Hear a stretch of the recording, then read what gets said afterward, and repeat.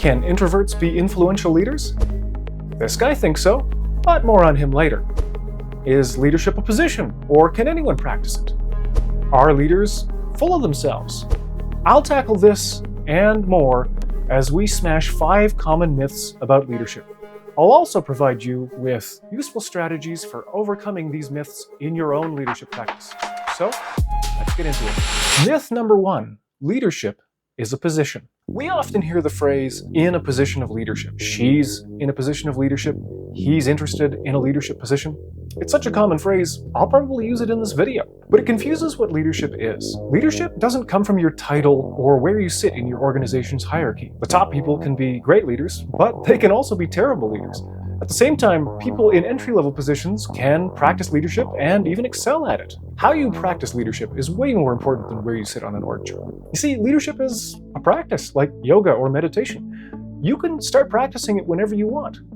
Want some simple places to start? Have meaningful conversations with your colleagues. And I don't mean office gossip. Talk about what matters. What are they working on? What's working for them? What are they feeling challenged with? Even if they don't want to talk about work, you can talk about their family, their hobbies, their interests. The most important thing is to remember to listen more than you talk. While you're at it, start working on improving yourself. Read a couple of extra books, maybe even on leadership. But if you're just starting a reading habit, what you read isn't as important as building the habit itself. Maybe take a public speaking class, or go for a walk at lunch every other day. Many of the world's most influential leaders took walks to organize their thoughts and clear their heads. Who? Try Beethoven, Charles Dickens, and Charles Darwin, not to mention Steve Jobs, Mark Zuckerberg, and Jack Dorsey. No matter what you pick, it doesn't have to be anything big at first, as long as you make an effort to make incremental improvements to yourself. Myth number 2, leaders are always in control. People think that to be a strong leader, you have to be in control. You can only be a leader if you're pulling the strings. Leaders are assertive, maybe even a little aggressive. That's how we lead people. We command them. We set a vision and we order our people to pursue it. We focus on the goals and guide our people every step of the way. That's how leaders produce results. Our visions are nothing short of miraculous change. The means justify the ends. Do you want a better world or not? I mean, this style of leadership worked for Darth Vader, right? Okay, here's the question. Do you have to be a commanding leader or an aggressive leader to be a strong leader? No, of course not. Good leaders delegate. Good leaders trust their teams. Good leaders share responsibility and authority. Good leaders motivate and inspire their teams to pursue the vision. In the Tao Te Ching, it says, "Nothing in the world is as soft and yielding as water, yet for dissolving the hard and inflexible, nothing can surpass it. The soft overcomes the hard, the gentle overcomes the rigid." The control of great leaders is barely perceived, and yet they can accomplish so much. They do this through motivation and inspiration, not domination or control. You can be a strong leader without being aggressive or controlling. Aggression, micromanagement, and a lack of trust from a leader can lead to demotivation and even burnout. Influential leaders value the well-being and development of their teams as much as they do the outcomes. How do you tone down the aggression? With a little introspection. Ask yourself, what's motivating this action or conversation? If you find it's your emotions, there's a really good chance you're coming off as aggressive. And when you're coming in hot, you put your team on the defensive. They won't trust or respect you if they constantly feel under attack. Instead, deal with them purposefully and thoughtfully. As a leader, the most important thing you should have control over is your emotions. Let's pretend one of your employees has made a mistake. You want to confront them about it. You could come in hot and ask them, "What the hell were you thinking? Do you know what you've done?" Or take a breath, slow your roll, and ask, "That didn't seem to work out how you expected. What do you think went wrong there?" Minor changes in tone and pacing can be the difference between solving a problem and building trust with your team, or having them secretly draw Hitler mustaches on pictures of you. Now, let's move on to our next one. Myth number 3. Leaders are the most qualified people on the team. The primary goal of a leader is to create a vision and inspire others to pursue it. Leaders who execute on their visions succeed. Leaders are decisive, inspirational, and motivational. That's probably why a lot of people think that leaders are therefore the smartest, most technically proficient person in the room. How can we expect to make good decisions and motivate our teams if we're not? The answer is actually really simple. At the risk of repeating myself, we rely on our teams. You can be technically proficient and a great leader, but it's really not necessary. So long as you practice effective leadership, everything else will fall into place. Good leaders rely on their teams to overcome their own shortcomings. Not a fan of public speaking? Maybe someone on your team likes it more. Got a problem you're stuck on? Put it to your team and see if they come up with creative solutions.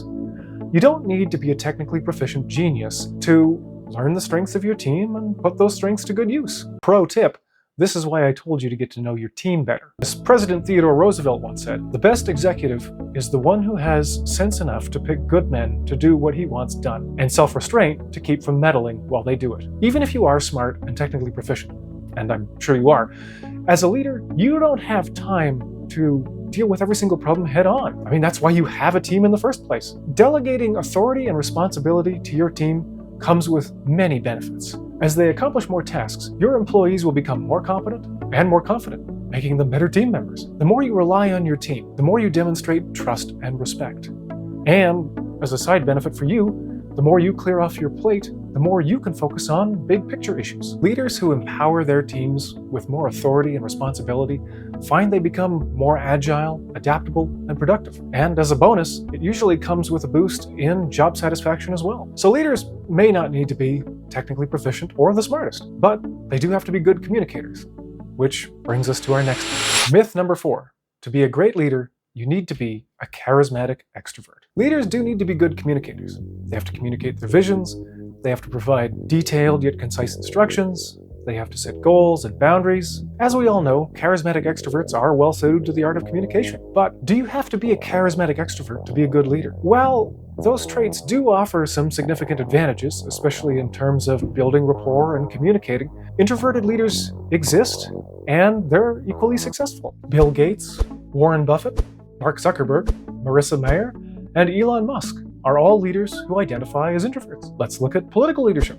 How about Nelson Mandela and Rosa Parks? And this guy from the intro. Does he look familiar? Yep, he's an introvert too. Introverted leaders do indeed have hurdles they need to overcome. They also have strengths. Introverted leaders are generally better listeners, and they're more naturally better at taking feedback from their teams. They're also usually better at that delegating thing I've been talking about. But as we know, introverted leaders do get worn out by engaging with others.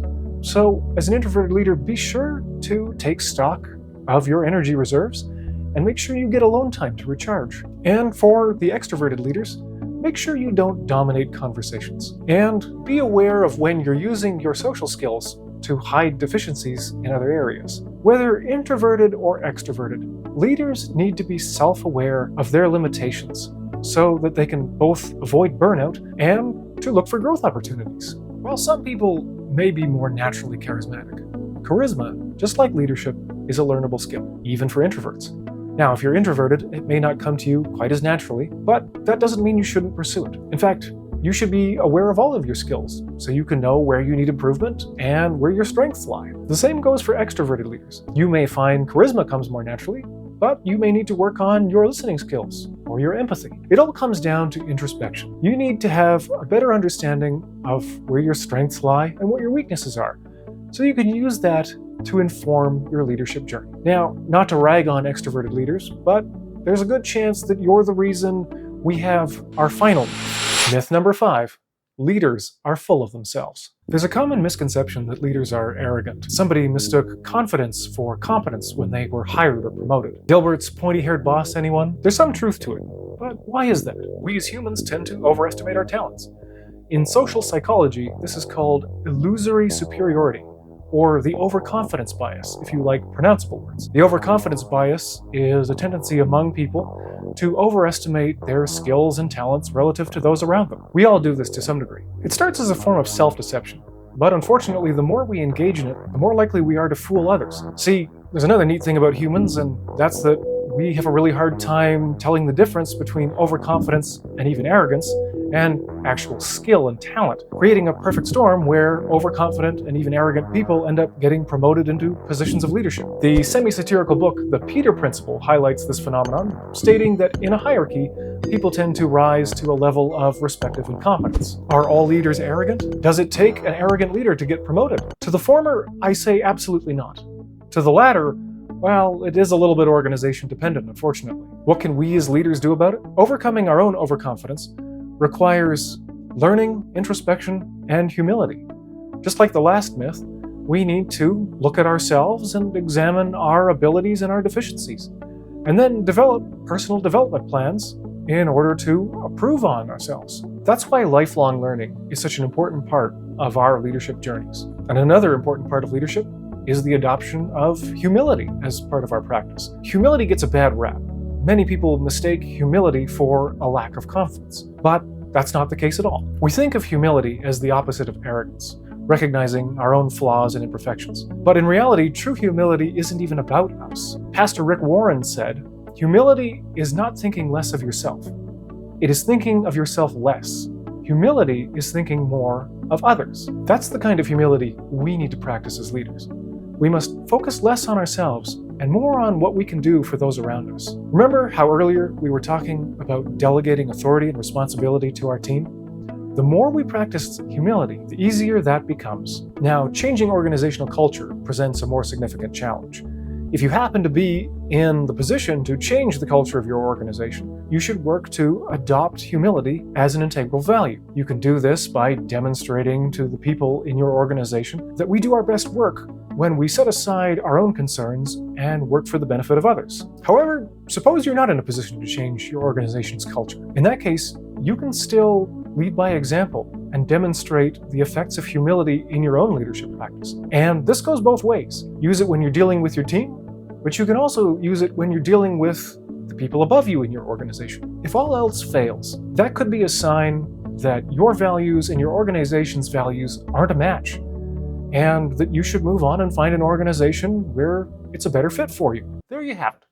5 leadership myths debunked. Now it's your turn. Do you have any myths or misconceptions that you'd like to see debunked in the future? Throw those down in the comments. And if you're interested in taking your leadership journey a step further, consider booking a free 1-hour chat with me. There's a link in the description. All right, you leaders, you take care, and we'll see you soon.